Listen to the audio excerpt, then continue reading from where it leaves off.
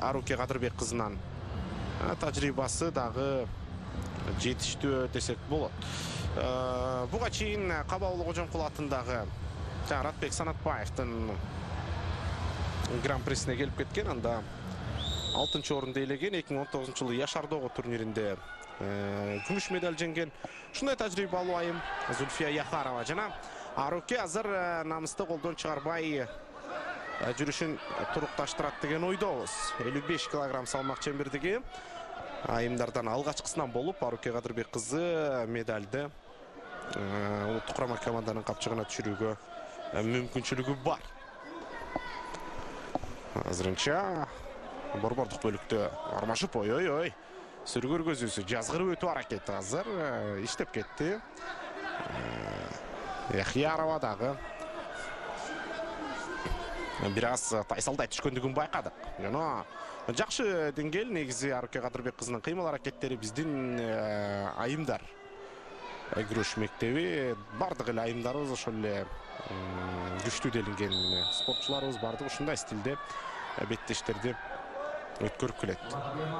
Жана азыр бир аз активдүүлүк талап кылып жатат Аруке Кадырбек кызынан. Дароо эле Зульфия жирип кирип барып, биринчи номер менен чабуулга чыгуу мүмкүнчүлүгүн издеп турган кези.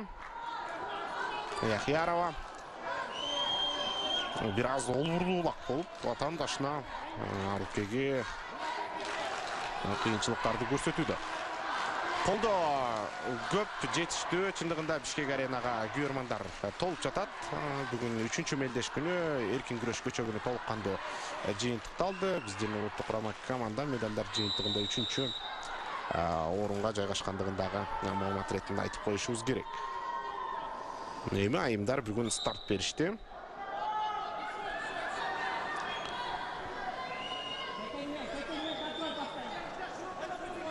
Жалпы медальдык жыйынтыкта эркин күрөш боюнча мырзалар арасында 190 упай чогулткан ирандыктар 1-де, 130 упай чогулткан жапондуктар 2-де болду. Кыргызстан 121 упай чогулткан.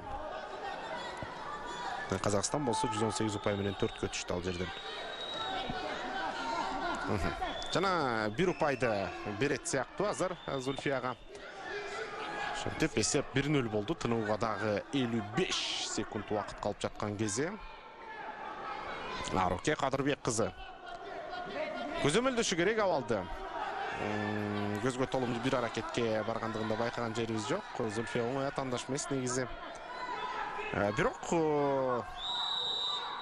11-0 эсебинде жеңилди Зульфия Көнрёнго.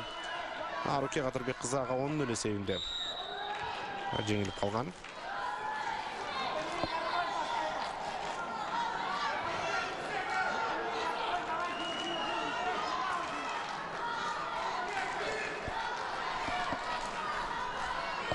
Кармашуу кайрадан эле борбордук бөлүктө орун алды.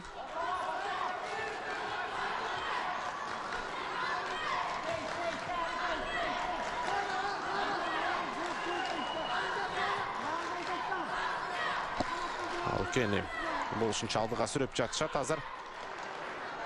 Тыныгуудан кийин азыр башкы машыктыруучулар жакшы бир тактикалык иш аракетин коюп бериши керек.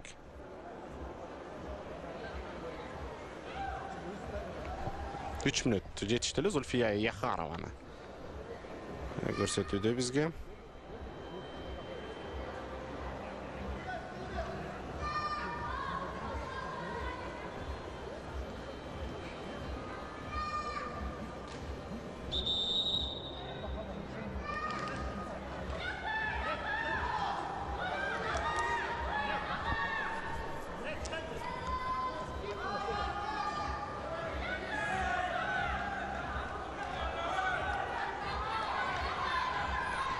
Айымдар улуттук курама командасын Нурбек Изабеков менен Байгазы Кенжебаев 2 машыктыруучу алып чыкты. Манжаны кайрыганга болбойт. Аруке Кадырбек кызына азыр озек эскертүүсүн бер десе 1-0. Чамдашы керек Аруке. Экинчи бөлүктүн башталганына деле 10 секундтан өтүп калды. Жана бутуна кирип кетти азыр Зульфия. Абалды көзөмөлдөө жакшы позициясын өзгөртүп алды. Аруке аркасына өтүү мүмкүнчүлүгү бар жана керемет эсеп 2-1 урматтуу телекөрүүчүлөр. Бутун көзөмөлдө чабуулду токтотпошу керек, андан ары карай дагы өнүктүрө берсе болот.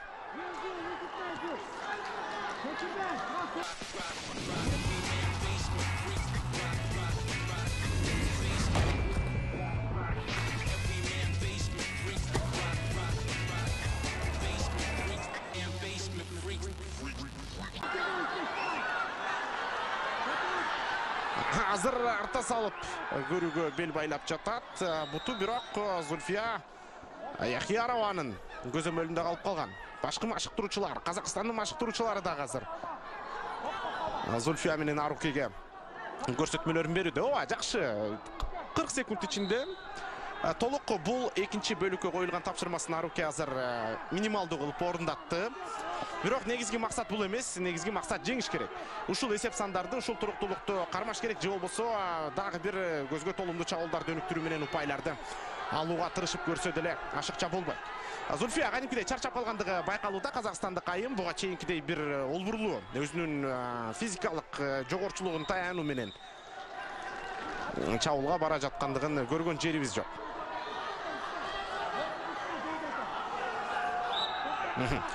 Жүрүшүланууда азыр Яхияровага 30 секунд. 30 секундтун ичинде ал сөзсүз түрдө азыр тобокелдүү адамдарга барат экендиги бул турган иш. Аруке бардыгына даяр болушу керек. Өтүп жатат, убакыт дагы жарым өттү. Бир сыйра машыктыруучусун карап алды Зульфия. Токтобош керек, бошобош керек, таптакыр. Негизи эркин күрөш боюнча биздин улуттук курама команданын балбандарында ушундай көрүнүштөр көбүрөөк орун алды. 3-1 эсеп.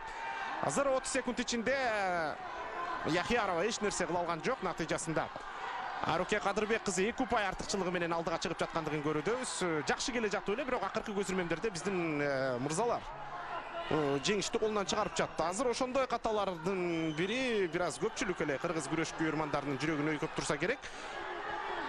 Бирок Аруке бошобойт деген ойдобуз азыр. 55 секунд акыркы мүнөт старт берди. Кармашуу бар килемдин борбордук бөлүгүндө.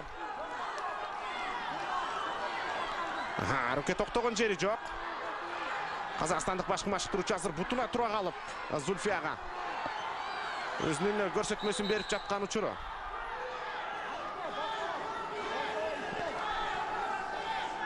Кекиртегинен кармап түртүп ийгендиги үчүн азыр ошого озек эскертүү берип өттү. Зульфия азыр Арукенин колунун асты аркылуу иштеп көрүүдө. Оң колу толук кандуу атаандашынын көзөмөлүндө калып турган кези 20 секунд. Бутка кийирбеш керек, эң башкысы өтө жакшы коргонду. Биринчи аракети жокко чыкты, толук кандуу прессинг керек, прессинг.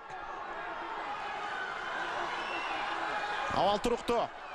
Убакыт өтүп жатат, 10 секунд. Ай, тобокелдүү кадам Зульфия Яхияровадан жана 2 упай илип кетти ушул жерден. Упайдын сапаттуулугу менен дагы алдыга чыгып алгандыгын көрдүк. Бир упай, урматтуу телекөрүүчүлөр. Аруке Кадырбек кызы эсеп 4-3, урматтуу телекөрүүчүлөр.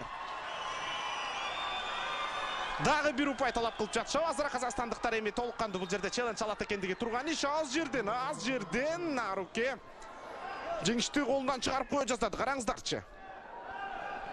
Көбүнчө ошол бутка кирет деген ойдо ылдыйкы тарапты көзөмөлдөп жактып, натыйжасында колун алдырып койду. Андайын ушул жерден дароо турукташтырып кетүүсү өтө жакшы болду. Челлендж башкы калыстын сөзүн угалы. Бирок менимче эч кандай суроо жок. First action from blue. 2 point blue. And then 1 point red. Тура. Барысы тура, урматтуу телекөрүүчүлөр. Челлендж жеңилди. Эсеп 5-3 болот ушуну менен. 1 point red for reverse action. Challenge lost. Челлендж жеңилди. Керемет, урматтуу телекөрүүчүлөр. Жакшы башталыш. Финалдык баскыч Аруке Кадырбек кызын куттуктайлы. Бүгүнкү күндөгү алгачкылардан болуп, биздин улуттук курама команданын пайдасына коло медаль түшүрүүдө. 55 кг салмак чембирдиги Аруке Кадырбек кызы 20 жашта. Аруке өзүнүн деңгээлин татыктуу көрсөттү. Акыркы медалын 2022 жылы Бишкекте өткөн 17 жаштан 23 жашка чейинкилер арасындагы Азия чемпионатында коло медаль жеңгендигин айтып өткөнбүз ушул эле салмак категорияда буга чейин жана бул жолкусунда чоңдор арасында